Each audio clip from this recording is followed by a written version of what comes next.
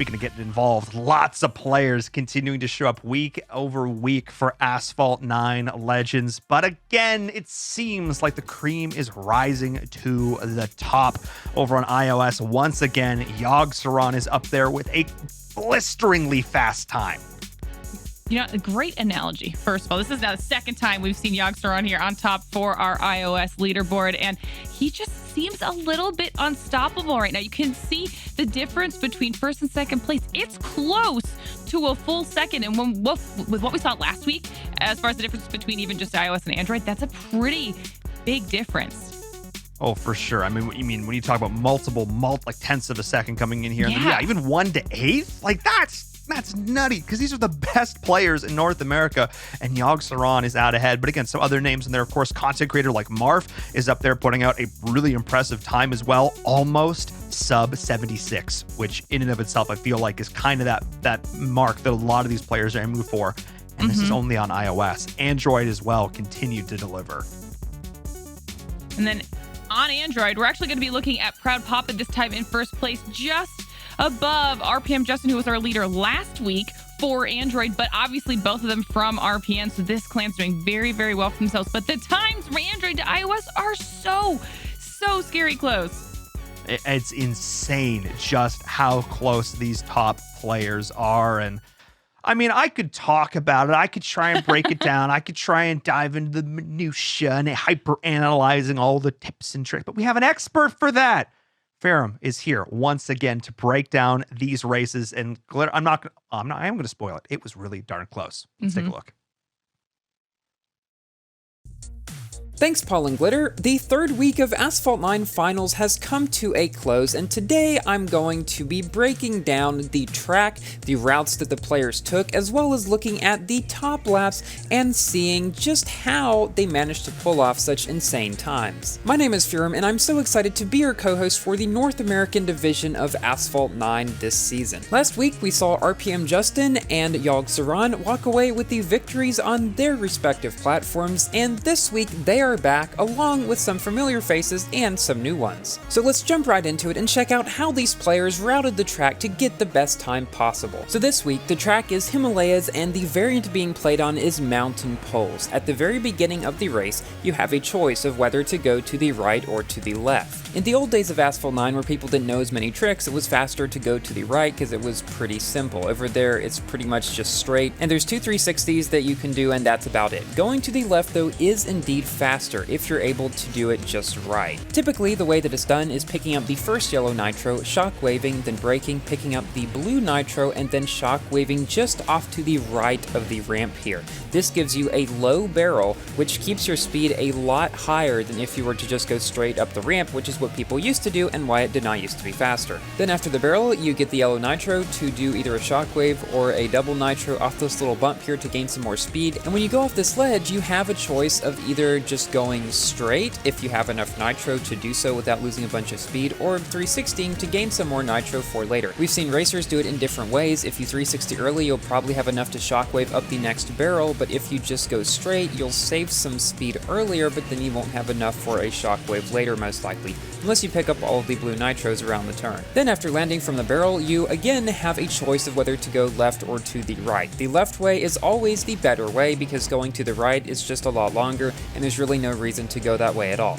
Now on the left, you can choose whether to either go up just the first barrel and go high, or go low on the first barrel and then go high on the second barrel. Theoretically, going low on the first barrel and then high on the second should give you more airspeed overall, and so that is what most of these racers decided to do. After this, there's a pretty long section where most of the racers will use the break nitro trick to conserve their nitro so that they can then shockwave up the first barrel, then hit the second barrel and go pretty high on that one, because since you already have momentum from the first one, you're not going to lose a lot of speed from going high, and you can just keep that good airspeed longer. Then coming into the ice cave, there's another little bump again. There's a bunch of these little bumps around a lot of the tracks where if you know where they are and you go off them at the right spot, you can gain some airspeed, especially if you have a shockwave, even though you're not going too far off the ground. So that's what most of these racers will try to do. And then coming up to the ramp, you pick up the yellow nitro. This might give you enough to do a shockwave. It's best if you can, because there is is a special trick here. You can go into the wall, and if you do it just right, it will shoot you up into the air and allow you to gain some airspeed, but also take a slightly shorter route over the little separator in the middle of the track.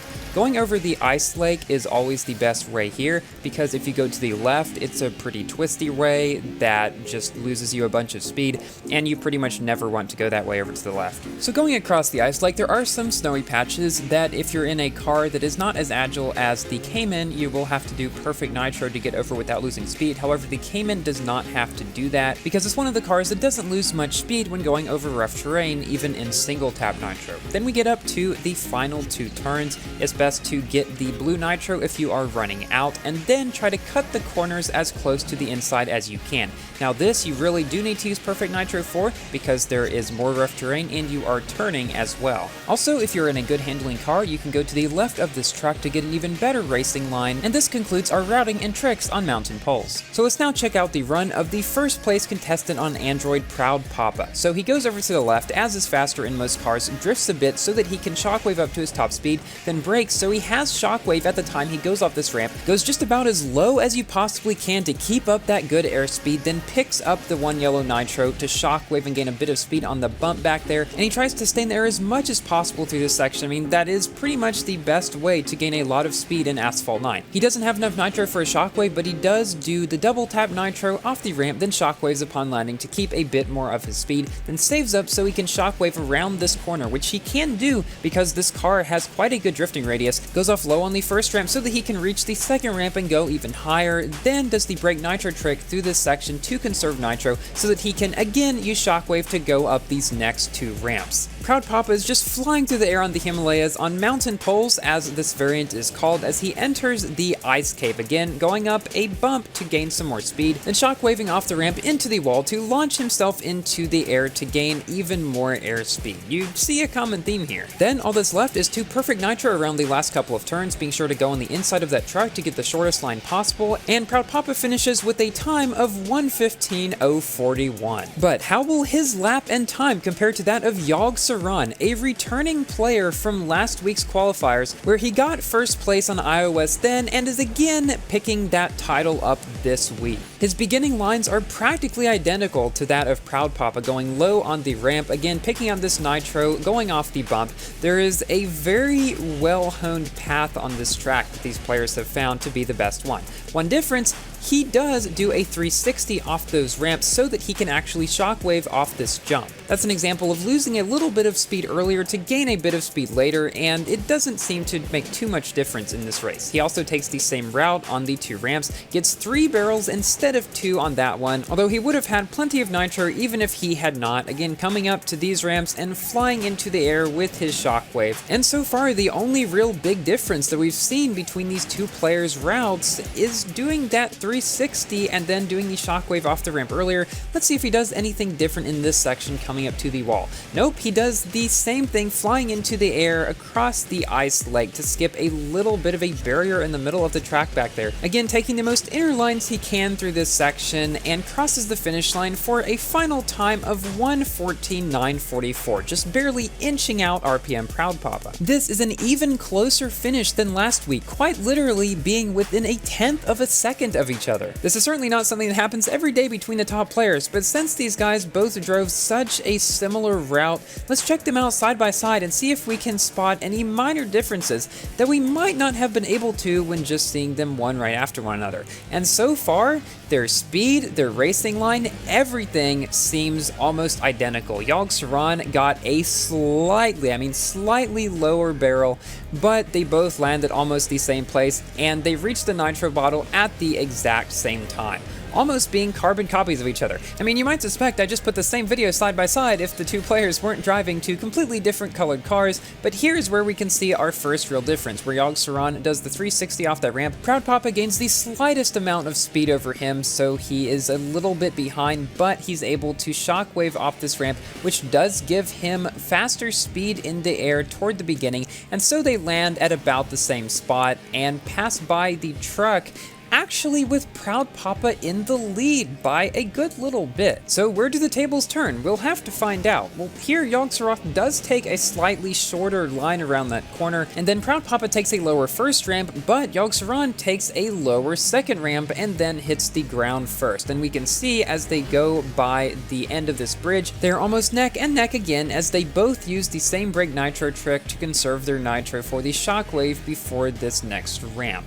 And Proud Papa hits the shockwave slightly earlier than Yogg-Sothoth, giving him a little bit better speed going into the air, and so he goes off the second ramp slightly ahead. And now we have another little difference. Proud Papa drifts upon landing after shockwaving for a little bit, so his shockwave is able to last longer when going off this jump here. And so we can see that he actually has a slight bit of a nitro advantage above Yogg-Saron going through this section. And this allows him to shockwave up the ramp into the wall, unlike Yogg-Sothoth, so he's able to get a little bit more speed quicker and lands just slightly ahead. So the final turns must be the decider in this race. They both take the yellow nitro bottle, but again here Proud Papa does have a little bit more nitro. However, Yogg-Saron does take slightly shorter lines, and although he does run out of nitro toward the very end of the race, they cross the finish line at almost the exact same time, Yogg-Saron just pulling out slightly ahead of Proud Papa. And I wouldn't be surprised if next week's races are even crazier. So this has been your recap of the third week of Asphalt 9 qualifiers. We've seen Proud Papa return, we've seen Justin return, and we've seen Yogg-Saron return for 2 first place finishes in a row. Will he do it again in week 4, or will we see some new challengers in the game? Only time will tell. And if you're thinking, yeah, I can probably pull off a great lap like that, by all means, go play the event. The qualifiers are still running, and if you get involved, you might have a chance to get casted by me in one of these recaps, as well as in the final rounds, which will be held on May 16th.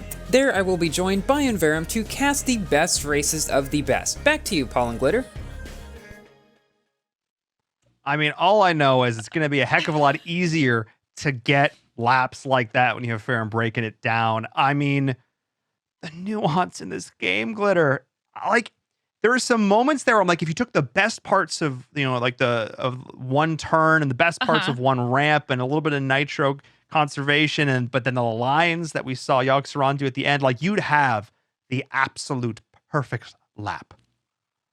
Right? And this point, I wasn't even sure if it would be possible, but then seeing both of those races, I mean, honestly, if I didn't get to see them side by side, I don't even know that I would have been able to tell the difference. I wouldn't have known how Yogg was able to even sneak by with that time, just barely besting Proud Papa. I mean, the skill that we just saw out of the two of them, like Ferrum was saying, less than 1/10 of a second. We thought last week was close.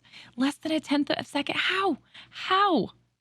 I mean, we just have to look. I'm glad I have computers. All right, we have computers that are doing the timing for us. Not having, imagine the person standing there at the end who has to physically click a little timer. Like, good luck. Not happening. Out of our own capability. But no, certainly not out of possibility to see even closer races in the future. Hundreds of seconds.